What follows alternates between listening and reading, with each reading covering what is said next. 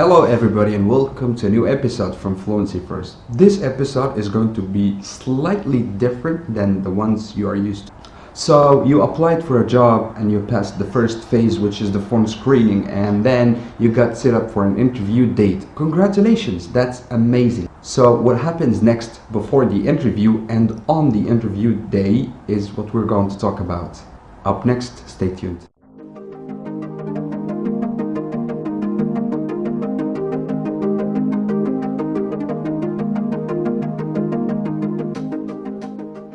Welcome back everybody, Muaz here.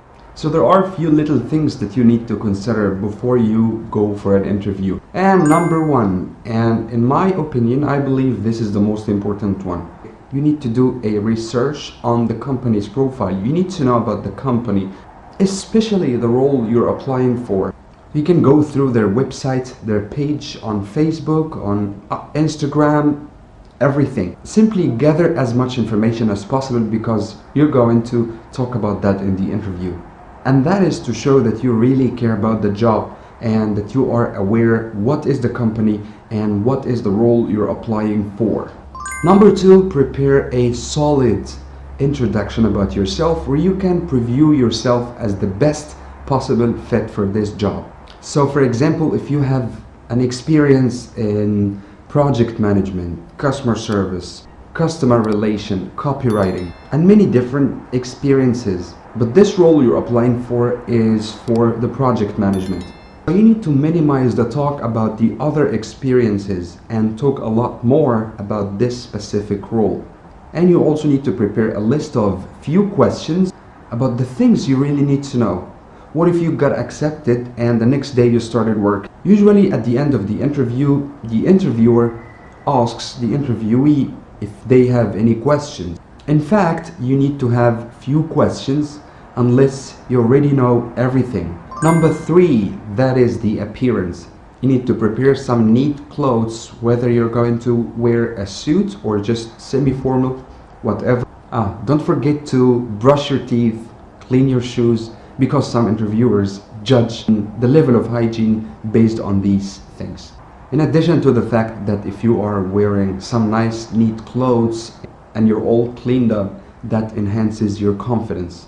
Number four, you need to arrive 5 or 10 minutes by max before the interview. Some people believe that if they arrive early, they will be viewed as punctual or that they always on time or stuff like that. But actually what happens is that you would be under a lot of pressure. Besides, some silly interviewers, they just love to leave the interviewers a little longer to stress them out or for whatever reason. And now I'm going to talk about the core, the important part. First of all, you need to sit back, relax, and it's okay to be nervous. There's a very simple breathing technique that you need to follow, and then you be calm. What you need to do is breathe, take a deep breath, hold it for 3 seconds, and then release it.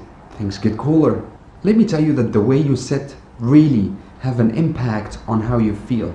If you sit and your shoulders are closed up like this, that will make you look like you're scared, you're trying to hide something. No cross arms, no cross legs. If you cross your arms, if you cross your legs, that also somehow will have an impact on the way you sound and the flow of your thoughts. So get comfortable, sit in a confident manner, and control your body language. And that takes us to the next point, which is the body language. Body language is a significantly important factor in boosting your confidence. That will truly and deeply help you express yourself in a better way, as well as the tone of voice.